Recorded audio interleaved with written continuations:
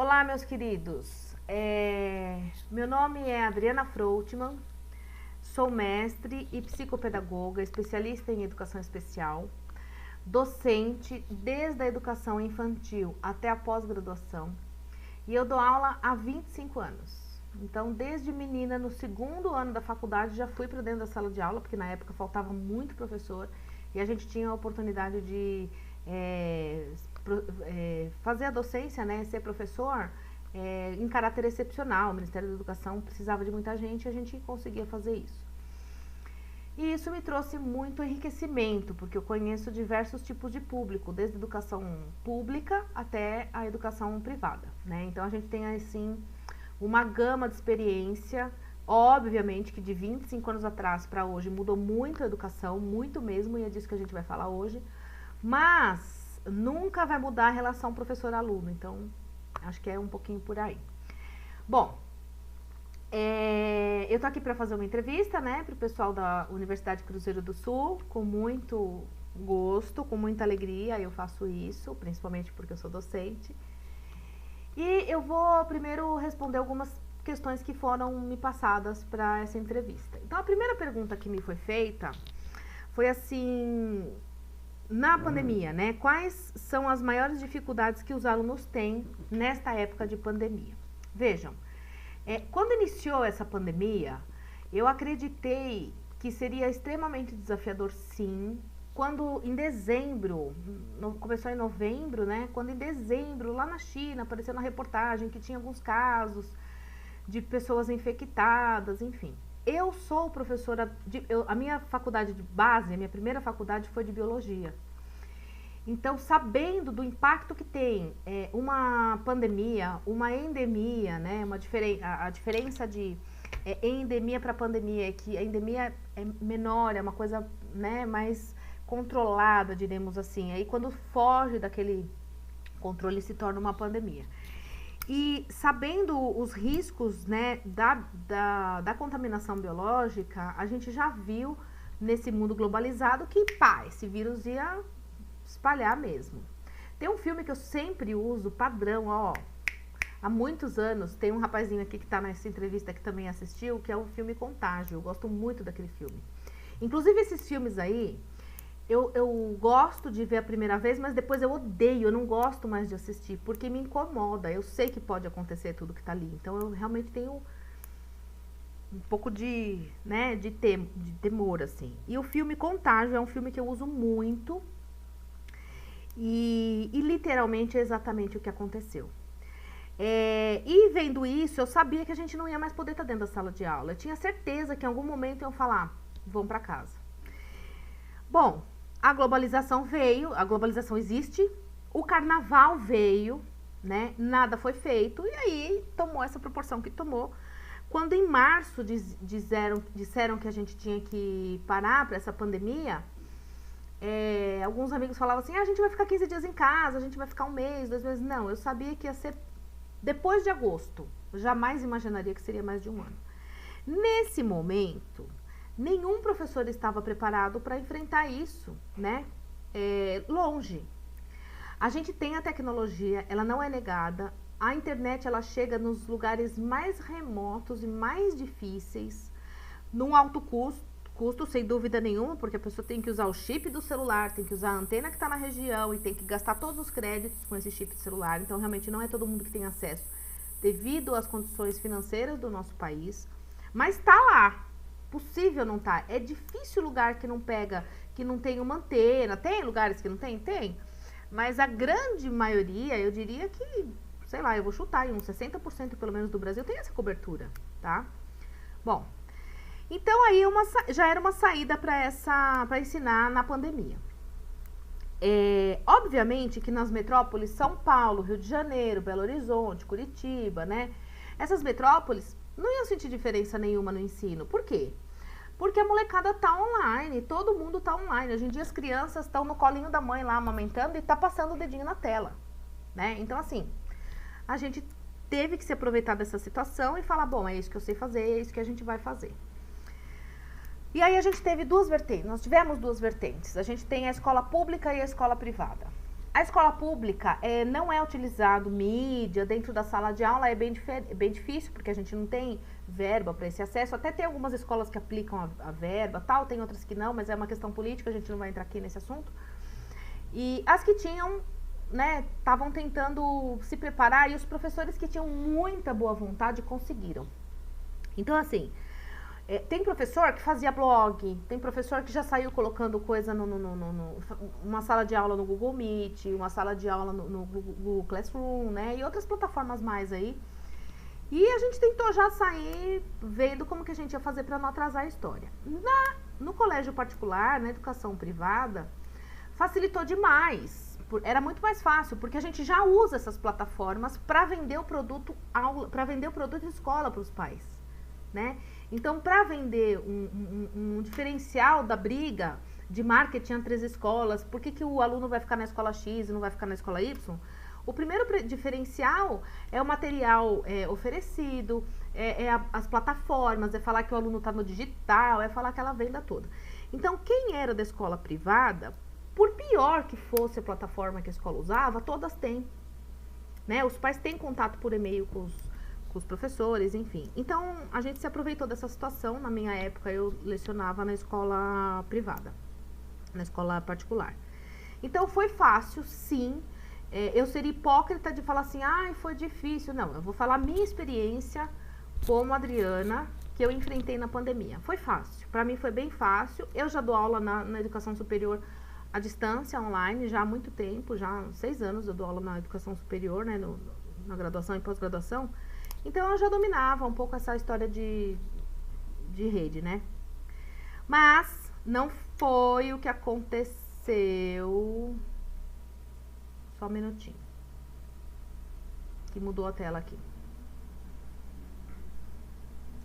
Mas não foi. Vocês vão ter que editar, tá, gente? Porque eu tirei... Nicolas apareceu contra a tela que eu tirei. Tudo bem. Apareceu 2 Nicolas aí. Mas não foi... enfim, mas não foi o que aconteceu. Eu esqueci o que eu tava falando. Peraí. Da facilidade que a senhora já teve, não enfrentou tantas dificuldades. Você já dava aula online. Vou voltar daí, você edita, tá, Lucas? Tá bom. Tá. Então, pra mim eu não tive muita dificuldade, porque a gente já fazia isso, né? Mas a gente sabe que não foi o que aconteceu com as escolas públicas. E tem o comodismo, sim. Tá? Então, assim, eu tenho certeza do que eu tô falando.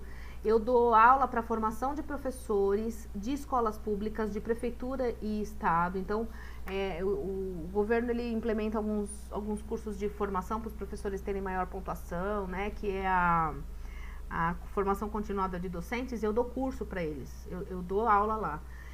E eu conheço o público de professor da escola pública. E o público de professor da escola pública, muitos querem fazer a formação para aumentar o valor do salário. Sim, para aumentar a pontuação. Outros fazem por satisfação pessoal, sem dúvida nenhuma. E outros colocam junto, né, as duas coisas. E aí, os professores são, sim, Lucas, preguiçosos na educação básica. Muitos, entendem? Então, assim, quando o educador é educador nato, ele vai fazer de alguma forma com que aquela informação chegue no professor, no aluno. A gente viu aí nas reportagens que professor... Eu não quero ser prolixa, por favor. Depois você filtra e seleciona o que você acha melhor para vocês colocarem na entrevista, tá? Eu vou falando o que eu tô lembrando. A gente viu em reportagens professor que pegava o carro, ia longe na fazenda, lá levar as coisas para as crianças estudarem, depois passava para buscar. E a gente viu professor, e eu conheço professor que falava assim, eu não tenho obrigação, eu não fui formado para isso.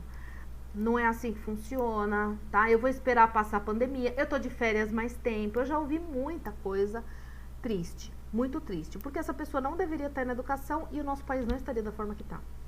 Então, assim, é exatamente isso. Mas voltando ao primeira... Então, assim, feita essa introdução, que eu não vou ser hipócrita, eu vou falar realmente o que eu via.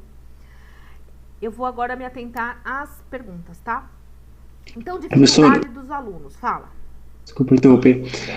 Aproveitando, eu ia falar justamente dos alunos, né? Se a senhora falou do lado dos professores, agora os lados dos alunos. Tanto positivo quanto quanto negativo. negativo. Então, assim, dificuldade. Então, vamos lá. A dificuldade dos alunos nesse enfrentamento. Dificuldade dos alunos. A maior dificuldade que os alunos enfrentaram foi a rotina, porque não estavam acostumados a isso, né? Então, o grande problema foi implementar isso daí e fazer com que eles aceitassem e fazer com que eles acreditassem que ia dar certo. Na primeira semana, nunca vou me esquecer, na primeira semana era novo, então todo mundo entrava, todos os rostos estavam lá, a gente via todo mundo, o pessoal estava animado, papapá. Na segunda, terceira semana, metade, aí alguém falava assim, eu tô de pijama, eu não vou me trocar, eu não vou mostrar a câmera, tal. E da terceira semana pra frente, aí descambou, aí ninguém mais abria a câmera, as pessoas já sabiam, a Secretaria da Educação colocou que não ia dar falta para quem faltasse, que todo mundo ia passar de ano.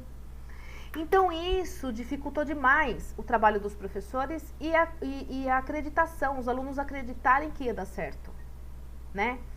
Porque nós, Lucas, a gente, não sei se eu posso falar nome, a gente trabalha, o nosso cérebro, ele é muito preguiçoso e ele trabalha sempre assim, ó. O que eu posso fazer para gastar menos energia? Então, eu tenho que economizar minha energia. Quando nós nascemos, desde que a gente nasce, o nosso cérebro ele é formado com recompensas. A teoria de Skinner fala isso. Então, a teoria de Skinner é uma teoria que fala dos ratinhos, né? Então, o ratinho vai lá, faz o que a gente espera, a gente dá a comida e ele entende que aquilo é um reforço positivo. Se o ratinho vai no lugar que ele não deve, ou põe a patinha no lugar que ele não deve, ele vai tomar um choque, ele entende que aquilo é um reforço negativo. Nós somos condicionados assim desde o nascimento.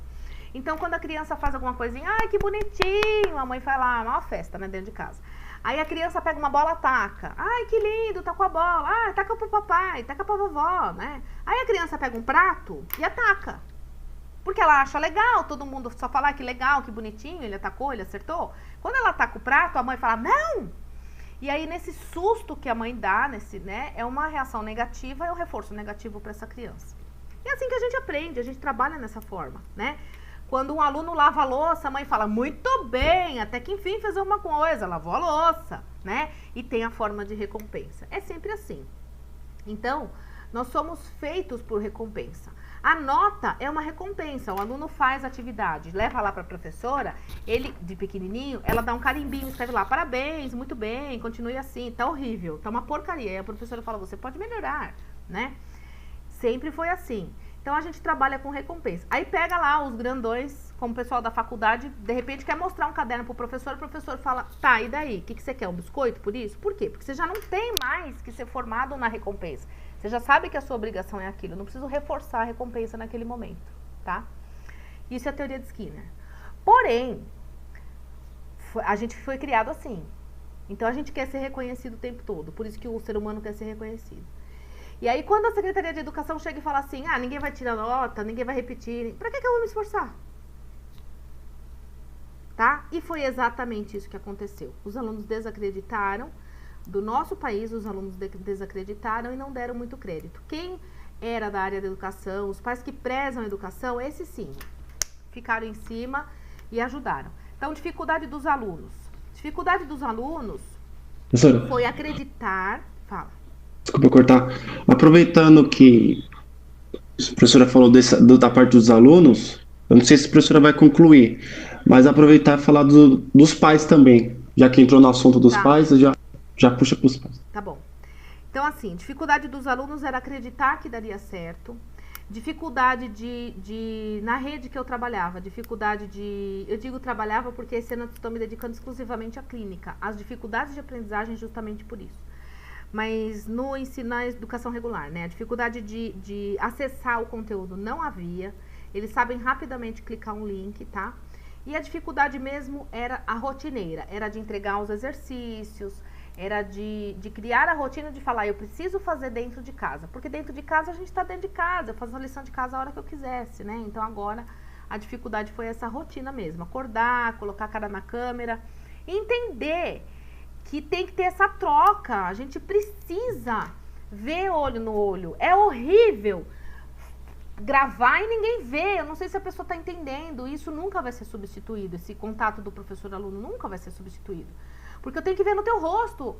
70% do que a gente faz, a expressão do que a gente quer passar é corporal. Só 30% é o que a gente fala, que a pessoa entende. O resto, se eu olhar feio para você, você já está entendendo todo o meu pensamento. Então, eu preciso ver essa expressão corporal do aluno, tem que ter esse contato humanizado. Então, a dificuldade foi essa, foi a câmera e eles acreditarem que estava funcionando. A adaptação não foi muito difícil porque nós moramos em metrópole. Existem sim lugares que são mais remotos e que tiveram que ter adaptações, investimento até de pessoas que não tinham nada a ver com a educação, artistas até, que fizeram doações tal, para essas pessoas poderem ter esse acesso. A interatividade é boa, é excelente para quem quer estudar. Então tem essa integração, tem esse feedback, esse retorno do aluno na hora. É muito engraçado porque é de turma para turma. Tem uma turma que nenhum aluno abre a câmera. Nenhum. Mal fala bom dia. Tem turma que quando eu aparecia a minha aula, eles já abriam todo mundo a câmera. E aí, fulano fez isso, ciclano fez aquilo. Tinha primeiro aquela troca de uns 5, 10 minutos pra gente conectar o aluno, porque não é chegar e sair falando. Se eu chegar e sair falando, ele olha no YouTube, ele não precisa de mim, né? Então, é muito importante essa conexão do aluno. E tem pessoas que não entendem que essa conexão com o aluno é importante. Eu preciso trazer o aluno para o meu mundo ou entrar no mundo do aluno. Por isso que a gente brinca, por isso que a gente fala de coisas que são do mundo do aluno às vezes, né? Porque se a gente não tiver o mesmo interesse em comum, a gente não vai se conectar. Isso é muito importante. Então, a interatividade variava de turma para turma e os alunos, um contamina o outro. Aí alguém fala assim, não vou abrir a câmera. Eu falo, também não. Você não vai? Também não vou. Aí a turma inteira não abria. Da outra forma, o pessoal falava assim, gente, a Pro tá aí, né? Tá tentando, vamos abrir, vamos dar uma força pra ela. Todo mundo abria a câmera. Então, assim, interatividade tem sim, mas depende da boa vontade do dia. Tem dia que o cara não quer mostrar o rosto, né? E tem dia que ele quer, ele cortou o cabelo, quer mostrar pra todo mundo, quer brincar, né? Enfim. Mas a interatividade acontecia, a educação acontecia sim. E o maior desafio, sem dúvida nenhuma, é para os professores novos. Para os professores novos, por quê? Eu sou da época que a gente ia para a biblioteca, que tinha que ter um monte de livro, né? Tem um monte de livro ali atrás, ó. Eu sou da época que a gente precisava decorar os livros, para não ficar carregando aquele monte. Hoje em dia a gente vai na escola, tem uma apostila, tem lá. E quando não, tá tudo aqui. Então, assim, eu tenho um amigo que, inclusive, um dos entrevistadores aqui conhece, é o professor José Roberto Matos. Excelente professor, ele é uma enciclopédia, aquele homem, né? E ele quer que os caras decorem a tabela periódica. Aí eu brigo com ele e falo assim, meu amigo, pra que decorar a tabela periódica? Se em 10 segundos, tá aqui. Não é melhor eu usar as minhas funções cerebrais para fazer outros tipos de conexões neurais, outros tipos de sinapses, interagir, colocar lá a tal da interdisciplinaridade que tanto se fala, colocar uma matéria dentro da outra, do que eu perder a minha memória recente, decorando a tabela periódica. Hoje ali na cama, Robson Crusoe é francês, Bela Magrela casou-se com o senhor Barão do Rádio. Mas o que eu ganho com isso, né? É preferível saber o que está naquele quadradinho, saber que lá é o número atômico, que lá, enfim, saber tudo que está lá dentro e como eu aplicar isso, né? As camadas de valência, enfim. E o desafio hoje é o professor entender que ele tem que fazer essa conexão das matérias. O professor, ele é um mero orientador. Eu não ensino mais nada para ninguém hoje. É difícil ensinar alguma coisa para alguém, muito mais com esse monte de conteúdo que tem no YouTube. Eu tinha aluno que estava dentro da sala de aula presencialmente e não prestava atenção em mim. Eu falava, escuta, você não vai prestar atenção? Não, depois eu assisto um vídeo e faço a prova. Né? Então, assim, o desafio do professor hoje é pegar esse conteúdo e ser um orientador. A gente mudou a nossa função como professor. O professor, ele não é mais um mero replicador de dados. Nunca foi, e educação assim não funciona. O que é replicador de dados? Vocês vão se identificar com um monte de professor. Tem um monte de professor que vai ver essa entrevista e vai me xingar, mas é verdade. Multiplicador de dados, ele enche a lousa.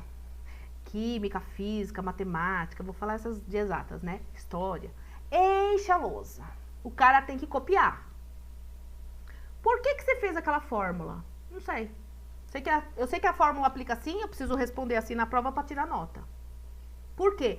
Aonde ela tá dentro do teu dia? Qual a diferença que ela vai fazer na sua vida? Sabe aquela história? Quantas vezes a gente fala, pra que eu tô aprendendo isso? Onde eu vou usar isso na minha vida? Só se eu for um engenheiro, né? Então, assim, esse é o novo desafio. É tirar, não adianta eu encher a lousa e no dia da prova eu entrego um papel em branco pro aluno e falo assim pro aluno, coloca tudo que você aprendeu aqui. Eu tô trabalhando com devolução de dados, eu coloquei um monte de dado ali, eu quero que ele me responda aqueles dados. Ah, então isso significa que ele aprendeu? Não. Existe uma coisa muito importante que vocês podem, inclusive fica uma sugestão para uma próxima entrevista que eu tô trabalhando, é com estímulo cognitivo. A Covid, ela destrói o corpo, mas ela destrói a mente. E a pessoa fica com perda de memória recente. Então, o que é a memória recente? Não sei onde eu larguei a chave do carro, esqueci tal coisa, tinha um compromisso, esqueci. Coisas que são recentes, que não estão implementadas na nossa memória. Não é o CPF na nota e a gente sai falando o número do CPF, não é isso. Isso é memória retrógrada. Memória de longo prazo. A memória de curto prazo é aquela memória que a gente aprende, faz a prova, você fala, esqueci tudo, não lembro nada. Por quê? Porque ela ficou gravada na memória recente. Se você usar aquilo todo dia, ela vai ficar implementada. Se você não usar, teve a nota e acabou. Isso não significa que você vai fixar aquele conteúdo. Então, não funciona assim o nosso cérebro, né? Então, as pessoas perdem a memória recente. O que adianta eu aprender aquilo? Então, o grande desafio hoje da educação é os professores tornarem-se orientadores e mostrarem que tem esse material todo na internet. A gente tem que fazer uso dele. Nunca mais a educação vai ser a mesma. Nunca mais um professor vai para a sala de aula, vai pegar um giz e vai sair escrevendo na lousa. Você me desculpe, o professor que fizer isso, ele não é mais professor, ele não tá na era digital, né? Mas, uma pergunta que não foi feita e eu preciso muito falar, muito de uma questão pessoal, foi extremamente produtivo a era digital entrar devido nós somos obrigados pela pandemia a implementar o digital. Ele já existia, mas a gente foi obrigado a fazer isso agora. E isso auxiliou demais os alunos de inclusão. Demais. Não tem palavras, eu não tenho número, é mais de 100%. A gente não tem número para mensurar. Eu tenho uma questão particular, um dos entrevistadores aqui sabe por quê, eu não vou expor, mas a educação inclusiva ficava muitas vezes esquecida. Eu tinha aluno cego que dormia em várias aulas e ficava esquecido lá no canto porque o professor não sabia como dar aula para ele. E o professor não sabia fazer essa inclusão. Não estou falando mal do colega, o colega não estava preparado para isso. Mas eu estou falando o quê? Que agora com o digital não tem como o aluno não prestar atenção. O aluno vai lá e coloca isso aqui, ele não consegue ler o livro, a gente tem audiolivro. O aluno ele tem problema de escrita, problema de grafia, ele digita. Eu tenho um aluno particular que ele tem disgrafia, é a incapacidade de coordenação motora de passar a escrita para o papel. E a partir do momento que esse aluno pôde entregar todas as atividades dele digitadas, depois, no seu tempo, porque uma coisa da inclusão, da educação inclusiva é a temporalidade, eu preciso dar o tempo do aluno, né? A partir do momento que ele podia entregar as redações no seu tempo, ele se tornou um poeta. Eu não estou brincando, ele já publica livros. Só que na escola ele era anotado no caderno preto a vida inteira porque ele não copiava da lousa. Gente, o menino tem disgrafia, ele não consegue, ele não tem capacidade de copiar, isso incomoda ele. Ao invés de eu perder tempo sabendo se o P é para cima, para baixo, onde eu ponho o risquinho do C cedilha, por que eu não digito? Então, assim, a era digital veio para colocar essas pessoas no mundo. Vocês estão me vendo daqui pra cima, vocês não sabem se eu tô sentada, óbvio que vocês estão vendo minha cadeira, mas não sabem se eu sou deficiente, se eu tenho as pernas boas, se eu não tenho. A minha capacidade intelectual tá aqui. Vocês estão vendo quem eu sou como capacidade intelectual e não como pessoa. Então, o preconceito não existe mais, diminuiu bastante, tá? E isso veio sim para inserir todas essas pessoas, tanto na educação de verdade, na inclusão, como no mercado de trabalho. Tá? Isso eu não posso deixar para trás e jamais, né, meu querido? Jamais eu iria deixar de reconhecer isso, porque é um sofrimento de décadas pra gente aqui, tá? Tem mais alguma coisa que vocês querem saber? Quanto aos pais. Quanto aos pais, Os pais que se importam com a educação dos filhos, inclusive assistiam aula juntos. Muitos pais assistiam, participavam, faziam atividades, enfim. Tem outros pais que realmente não queriam e acham que delegaram essa obrigação para o professor, e isso realmente é o grande desafio, é uma coisa muito difícil. Não vou dizer que é o grande desafio, é o nosso grande empecilho. Porque, gente, se o cara leva a criança na escola, desculpa, o cara não, o pai leva a criança na escola, e aí, óbvio, tem um monte de gente ali, né, dando ordens para aquela criança. Se ele dentro de casa não tem uma autoridade, não exerce uma autoridade, essa criança vai se confrontar com a autoridade dentro da escola. Então, quando chega na escola, a professora fala assim, guarda o celular, abre o caderno, né? Em casa, ninguém faz isso. Então, quem é a bruxa? Óbvio, a professora. Ele não está acostumado a ter regras a cumprir, tá? Começa por aí. Essa é a nova geração. Não estou dizendo no totalidade, estou falando a grande maioria. Quando chega dentro de casa, o pai não tem noção que ele tem que falar, vai estudar, fica na frente da tela, você vai sair para ir fazer xixi, você vai sair só para tomar o seu lanche e voltar para a tela. Então, se os próprios pais não entendem essa rotina, não anda, né? Tem pai que fala, mas é gravado, de noite ele assiste, a hora que minha internet tiver mais... Não, não vê agora, porque agora tem também muita gente que tem um computador na casa, tem um celular na casa, e não dá realmente para ver. Então, a grande dificuldade é os pais acreditarem na educação à distância. O pai que acredita na educação à distância, entende o que os professores estão fazendo, foi bem, assim, a educação. Mas a grande maioria não está preparado. Nós não temos... Eu vou deixar muito clara aqui uma palavra que eu acho que vai contextualizar essa entrevista. O nosso país não tinha cidadania para isto. A gente está engatinhando e aprendendo o que é uma cidadania de verdade. E nesse contexto vem os protestos, vem as manifestações, né? E agora a mídia e o digital, né? Porque eu não estou falando que não é mídia, tudo no YouTube é mídia. Então agora a mídia está reforçando essa importância. Então a civilização, a civilidade está chegando dos países de primeiro mundo para nós. E eu acredito que a nossa educação está engatinhando para isso. Em países de primeiro mundo, alunos que têm habilidade em matemática, em exatas, ele vai numa escola só para isso. Ele não vai estudar história, geografia, não vai. A habilidade dele não é matemática, não é ciências. Ele vai desde pequeno para uma escola só de exatas. E ele vai desenvolver a melhor habilidade dele ali. Por isso que nos países de primeiro mundo a gente tem os melhores engenheiros, os melhores médicos, os melhores filósofos. Por quê? Não é que eu joguei fora as outras habilidades, mas eu ressalto e eu trabalho as habilidades que ele tem. As outras habilidades, primeiro mundo, né, gente? Eles recebem o tablet, levam o tablet para casa e tem que cumprir lá os créditos e fazer as atividades online. Que são as atividades não de menor importância, mas que ele não tem habilidade. É de contextualização geral, ele tem que saber. Ele tem que saber a geografia, mas eu não vou trabalhar com geografia, o meu negócio é engenharia, né? Então, assim, isso já é um padrão há muitos anos em países de primeiro mundo e está começando a engatinhar aqui no Brasil, né? Então, assim, acho que o contexto para contextualizar essa entrevista, a gente está começando a civilidade, né, a ter essa cidadania digital no Brasil, tá? Tem alguma coisa que vocês querem perguntar? Acho que por enquanto só isso mesmo, da minha parte. E você, Nicolas? Então, você entrou até num ponto que eu ia entrar após a entrevista, que é justamente a questão da inclusão de alunos inclusivos, alunos deficientes, com qualquer tipo de deficiência, né?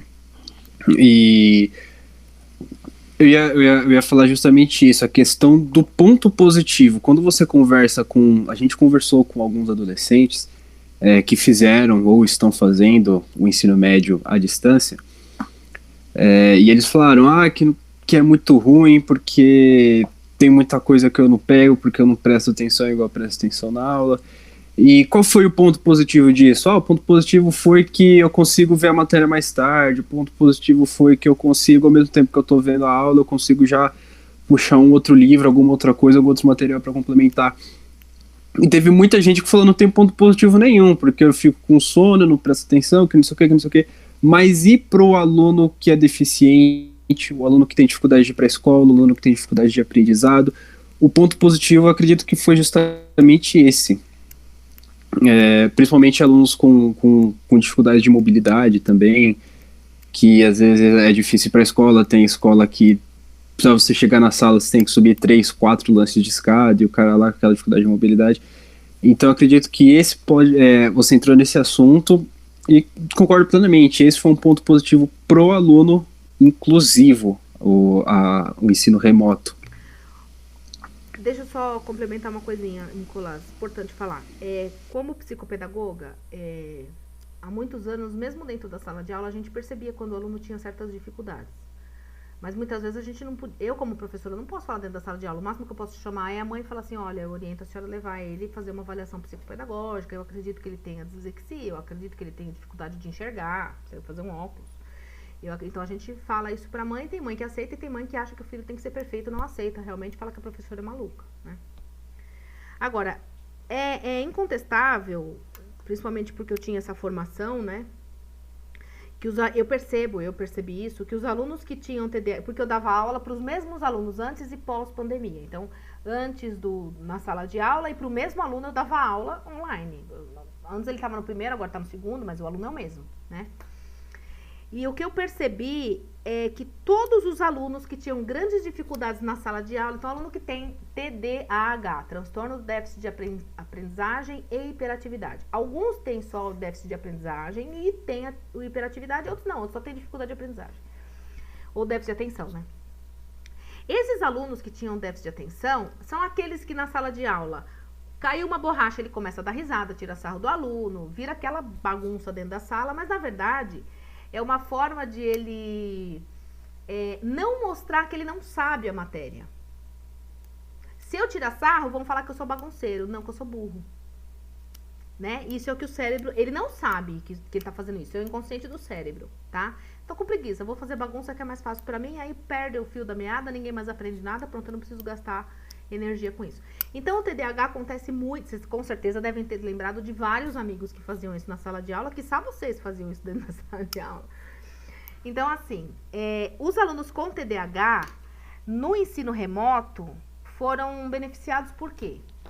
Porque é eu e a tela, então eu tô olhando pro professor, não tem um monte de amiguinho me tirando atenção, não tem borracha do vizinho caindo, não tem o outro tropicando não sei aonde, não tem aquele dando tapa na orelha do outro, tirando sarro, fazendo, né? Não tem. Então, quando eu e o professor na tela, eu vou aprender, e isso facilitou muito. Então, para os alunos, não só de inclusão de deficiência, de mobilidade, de inclusão cegos, enfim, dessa inclusão geral que a gente costuma falar, mas os alunos de dificuldade de aprendizagem, que também são alunos especiais e também são alunos de inclusão, eles foram beneficiados sim, porque ele é a tela, então ele acaba conseguindo se concentrar mais e realmente o aprendizado foi maior para esses alunos, tá?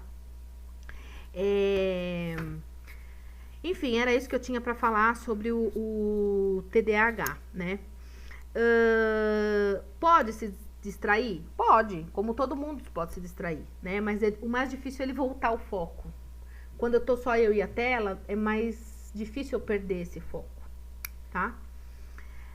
Enfim, acho que é isso, meninos. Tem mais alguma coisa que vocês... E tem um ponto muito importante a ressaltar. É necessário, e por favor, coloquem isso na entrevista. Pode colocar meu nome, não tô nem aí se vão me processar ou se não, porque é a minha opinião. O mais importante de tudo, eu vou falar isso porque eu mudei minha vida depois de uma decisão tomada, de uma decepção e uma decisão. O mais importante de tudo é os gestores têm que ser inclusivos. Os gestores têm que apoiar os professores que querem fazer diferente. Os gestores têm que apoiar a inovação.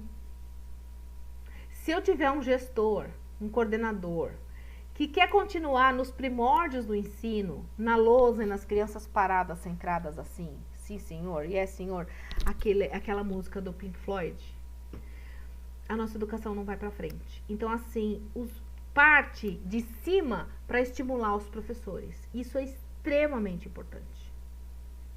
A chave da educação é isso. Quem é, Lucas e Nicolas, o verdadeiro professor para vocês? Quando eu falar assim, me fala um professor que te marcou. Sabe quem você vai falar? Você não vai falar aquele cara virado para lousa escrevendo com giz. Jamais. Você vai falar aquele que sentava na mesa, que falava de política, que fazia um auê dentro da sala de aula. Esse é o professor que te marcou.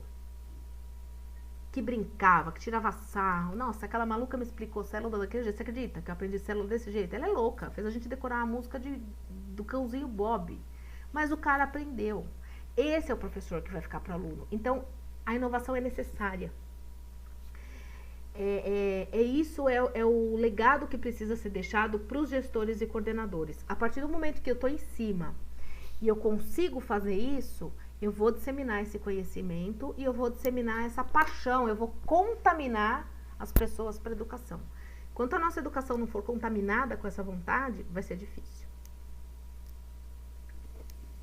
Tá ótimo. Meninos, mais alguma coisa? Acredito que não, acho que só tá perfeito. Tá ótimo. Muito obrigado, professora.